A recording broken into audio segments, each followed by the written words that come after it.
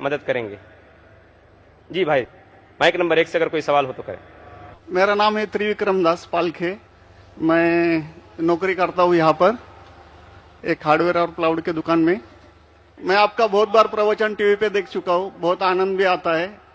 अक्सर आप का जो प्रवचन रहता है, जो हिंदू का जो आता है, आप वेदों से देते हैं, आप यानी जो भी वेदों से कंपैरिजन करते हैं।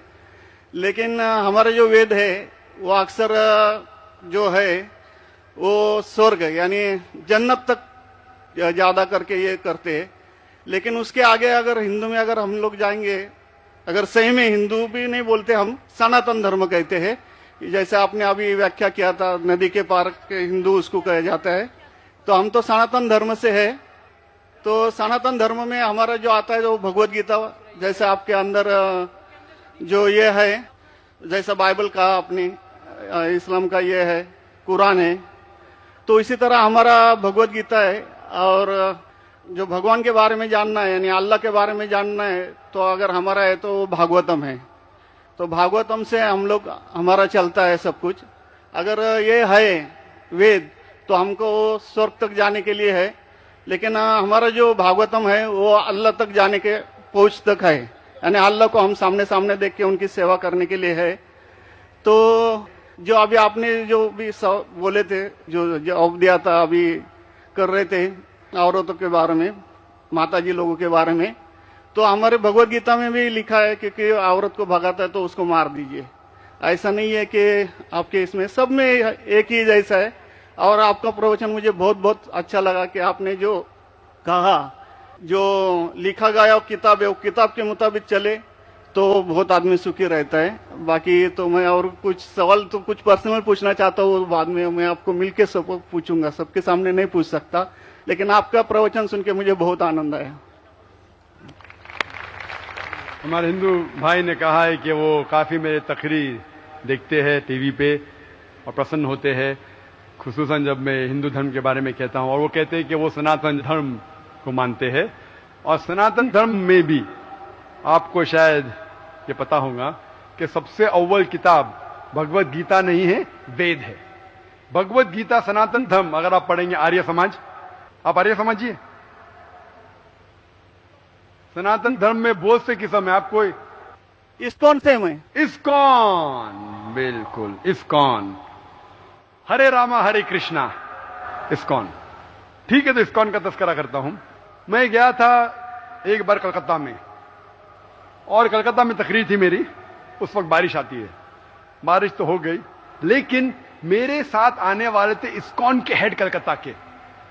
हम लोग दोनों जाते एक वैन में, वैनिटी वैन, मतलब जब बड़े मैदान में, यहां तो माशाल्लाह मैदान के बाजू में काफी बिल्डिंग है, तो बड़े मैदान में प्रोग्राम होता है तो कोई ग्रीन रूम नहीं होता है, तो क्या करते हैं, वैन लेके आते, बस इसमें मेकअप रूम या आराम करने के लिए कंडीशन होता है। तो मैं इस्कॉन के हेड के साथ में बैठा था, तो उन्होंने वही बात कही जो आपने कहा, हमारे लिए सबसे अव्वल है भगवत गीता। मैंने बोला ठीक है, और कहीं का वेद भी ठीक है। तो मैंने पूछा, ये भगवत गीता हिंदू धर्म में दो किस्म की किताब है, एक है श्रुति, एक है स्मृति। श्रुति मतलब जो भगवान की भेजी हुई किताब, वेद और उपनिषद। उसने कहा बिल्कुल सही। स्मृति किसे कहते, तो उसने कहने लगा स्मृति कहते वो जो आदमी की लिखी हुई किताब है, मिसाल के तौर पे मनुस्मृति। तो मैंने पूछा ये रामायण और महाभारत क्या है, तो उसने कहा ये है स्मृति। बेशक बिल्कुल सही जवाब था, मैं भी तालिब इल्म हूं। तो मैंने पूछा, बिल्कुल सही कहते, ऊपर आती है श्रुति, वेदा और उपनिषद। स्मृति मतलब दूसरी किताबें, मनुस्मृति, इतिहास। मैंने पूछा ये महाभारत क्या इतिहास है, तो मैंने उससे पूछा गुरुजी ये बात मेरे इल्म के हिसाब से भगवत गीता एक हिस्सा है महाभारत का, 18 चैप्टर का, सही है? अरे बिल्कुल सही है, आप बहुत इल्म रखते। मैंने बेशक। तो जब भगवत गीता महाभारत का हिस्सा है तो महाभारत स्मृति है क्या श्रुति है? चुप बैठे, स्मृति है बोला।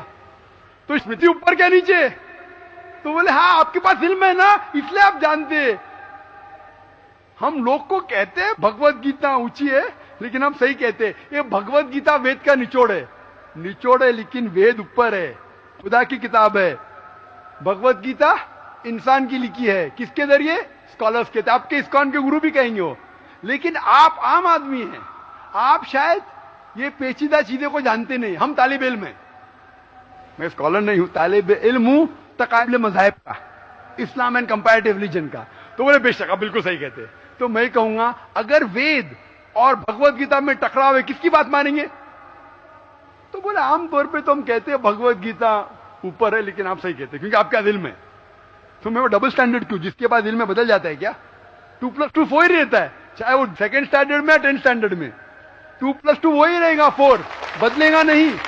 तो मैं ये कहता हूं गुरुजी से, आपके संत से, कि आप अपनी किताब लोगों में आम करो, हिंदुओं में आम करो वेद।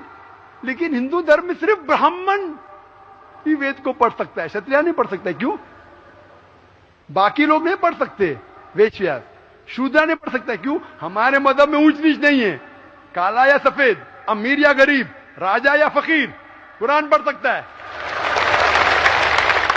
नमाज के लिए जब उस ईश्वर की हम इबादत करते हैं, जब खड़े होते नमाज के लिए, कंधे से कंधा मिला के करते, चाहे वो फकीर या अमीर या गरीब, फकीर या राजा साथ में खड़ा है तो कंधे से कंधे मिला के खड़ा होता है। और आप यहां देखेंगे, और मैं अल्हम्दुलिल्लाह कई बार सऊदी अरब गया हूं और किंग अब्दुल्ला की दावत पे भी गया हूं, माशाल्लाह उनकी सिक्योरिटी रहती है, तो सिक्योरिटी हट जाती है, आप साथ में तो साथ में, अल्हम्दुलिल्लाह। राजा या फकीर, अमीर या गरीब, काला या सफेद, यकसा है। तो मैं ये कहना चाहता हूं, आप बिल्कुल सही कह रहे थे कि वेद स्वर्ग की बात करता है, लेकिन खुदा की बात भी करता है। भगवत गीता में भी स्वर्ग की बात लिखा है, खुदा का भी लिखा है। आप बोले अल्लाह के करीब आने के लिए भगवत गीता सही है, बराबर। मैं ये नहीं कह रहा हूँ कि ये वेदों में नहीं कहा है, वेदों में बहुत आखिरी में आता है, लेकिन जो भगवत गीता जो है वो डायरेक्ट भगवान हुआ है, यानी अल्लाह ने कहा हुआ है, ऐसा है। तो इसके लिए अभी वेद तो संस्कृत में है, वो पढ़ नहीं सकते।